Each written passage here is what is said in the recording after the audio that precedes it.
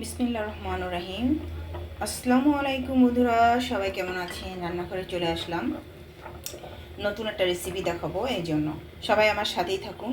আমি শুরু করছি বেশি কথা না বলে। প্রথমে দিয়ে দিচ্ছি, চুলাটা আমি জ্বালিয়ে দিয়েছি, এই যে চুলাটা জ্বলছে। এখন আমি দিয়ে দিচ্ছি তেল। এটা শাক, লাল শাক, তাই একটু তেলটা একটু বেশি করে দিয়ে দিলাম 2 চামচ দিয়ে দিচ্ছি রসুন কুচি। দেখুন চুলাটা আস্তে আস্তে কমিয়ে দিই। এই যে বন্ধুরা, এরকমভাবে রান্না করবেন, আমি এরকমভাবে রান্না করি। দিয়ে দিচ্ছি পেঁয়াজ কুচিটা দিয়ে দেবেন এইভাবে। এইভাবে রান্না করছি। ভাই আমার ভিউয়ার্স হয়ই না, কী করবো, কী জানি কীভাবে রান্না করবো, আল্লাহ জানে। ভিডিও কি ভালো হচ্ছে না নাকি এর চেয়ে আর ভিডিও কী করবো, এর সাধ্যের বাইরে আমি আর পারি না। এই যে আমি পেঁয়াজটাকে একটু ভেজে নিচ্ছি। সবাই আমার সাথেই থাকুন, দেখতে থাকুন। আর বন্ধুরা, আমি একটু লবণ ছিটিয়ে দিচ্ছি, যেহেতু আমার কিচেনটা নষ্ট হয়ে যাবে। চারিপাশটা একদম তেল ছিটে, একেবারে তেল চিটচিটে ভাব হয়ে যায়। এই যে দেখেন, খুব সুন্দর করে ভেজে নেবেন, এরকমভাবে একটু হালকা ভেজে নেবেন। আর আমি দিয়ে দিচ্ছি কাঁচামরিচ।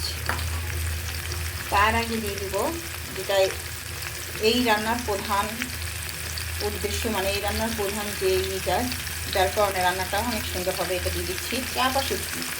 ওই চাপা শুটকিটাকে আমি কেটে নিয়েছি। 2 পিস চাপা শুটকি দিলেই ঘ্রাণ অন্যরকম হয়ে যায়। কাঁচামরিচ দিয়ে দিচ্ছি, যে কাঁচামরিচ দিয়ে দিবেন এরকমভাবে। ঠিক এইভাবে রান্না করবেন। দেখেন, বেশি মশলাপাতি ইউজ করলে কিন্তু শাক কিন্তু ভালো লাগে না। যেমন লাল শাক কিন্তু অল্প কয়েকটা জিনিস দিয়েই রান্না করা যায়, পেঁয়াজ রসুন কাঁচামরিচ। আর যারা যারা কালি জিরা খান বা ওগুলো, সেটা আলাদা জিনিস, সেটা ফ্লেভার আলাদা, আর এটা ফ্লেভার আলাদা। এখন আমি দেখেন চাপা শুটকিটাকে খুব সুন্দর করে ধুয়ে নিয়েছি। অবশ্যই চাপা শুটকিটাকে একটু ভিজিয়ে রাখবেন 10 থেকে 15 মিনিট, এবং তার মাথাটা ফেলে দিবেন, নাহলে মাথাটা কিন্তু আমার কাছে তিতা লাগে। আর যারা খেতে পছন্দ করেন তারা নিতে পারে, কিন্তু আমি মাথাটা খাই না। মাথাটা আমার কাছে কেন জানি তিতা লাগে। আমি সুন্দর করে ভেজে নিচ্ছি। দেখেন, আপনারা আমার সাথে থাকুন এবং দেখতে থাকুন। দেখুন, সুন্দর করে এরকমভাবে ভেজে নেবেন। চাপা শুটকি আমি 2টো দিয়েছি, আরও 2টো দিতে পারলে ভালো হতো, কিন্তু বাসায় ছিল না আমার। হ্যালো বন্ধুরা, আমি অল্প একটু পানি দিয়ে দিলাম। পানিটা শেষ হয়ে গিয়েছে, ভিডিওটা করতে পারিনি। অল্প একটু পানি দিয়ে দিচ্ছি। এটা আধা কাপের আধা কাপ, একদম অল্প একটু পানি দিয়ে দিচ্ছি, যাতে এটা লেগে না যায়। এখন আমি এটাকে একটু ঢেকে দিব, হালকাভাবে ঢেকে দিব। বন্ধুরা, এই যে আমি উল্টিয়ে দিচ্ছি। শীত চলে যাচ্ছে, লাল শাক আর খেতে ভালো লাগবে না, কোনো কিছুই আর ভালো লাগবে না খেতে। এই যে দেখেন, সুন্দরভাবে আমি নেড়ে দিচ্ছি। এরকমভাবে রান্না করলে কিন্তু অনেক টেস্ট লাগে, ট্রাস্ট মি। এরকমভাবে আপনি ঝোলও খেতে পারেন। আর চাপা শুটকির যে একটা ঘ্রাণ, একটা দিলেও হয়ে যায় একেবারে। চারিদিকে একেবারে ঘ্রাণে মোহিত হয়ে গেছে। একটা দিলেই এনাফ, একটা কি 2টো। এই যে দেখেন, এইভাবে আপনারা চাপা শুটকি দিয়ে লাল শাক অবশ্যই রান্না করবেন। লাল শাক এইভাবে রান্না করলে অনেক মজা লাগে। সবাই একটু ট্রাই করে দেখেন এই পদ্ধতিটা। এই যে দেখেন, এইভাবে রান্না করবেন। দেখেন তো, লাল শাকের শীত চলে যাচ্ছে, কালারও কিন্তু চলে যাচ্ছে লাল শাকের। আমি কিন্তু ঢেকে দিইনি, অল্প একটু ঢেকে দিয়েছিলাম, যাতে একটু মানে একেবারে এপাশ ওপাশ শক্ত হয়েছিল, একটু হালকা একটু ঢেকে দিয়েছিলাম, একদম হালকা 10 সেকেন্ড 12 সেকেন্ডের মতো। এই যে দেখেন, এভাবে সুন্দর করে নেড়ে দিবেন।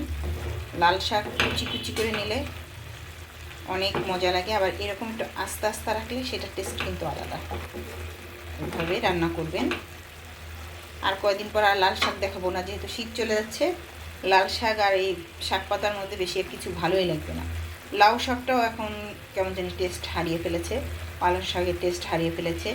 যত শীত ছিল খেতে কিন্তু ভালো লাগতো, আজকাল কিন্তু খাবার দাবার মানে সবজি টবজি খেতে এখন আর ভালো লাগে না। বন্ধুরা, আমার লাল শাকটা কিন্তু হয়ে গিয়েছে। আমি কিন্তু কোনো ফিল্টার ইউজ করিনি। যদি ফিল্টার ইউজ করতাম তাহলে লাল শাকটা অনেক কালারফুল হতো, কিন্তু একেবারেই উইদাউট ফিল্টারে এসেছি। ফিল্টার ইউজ করি কী লাভ, মিথ্যা মিথ্যা।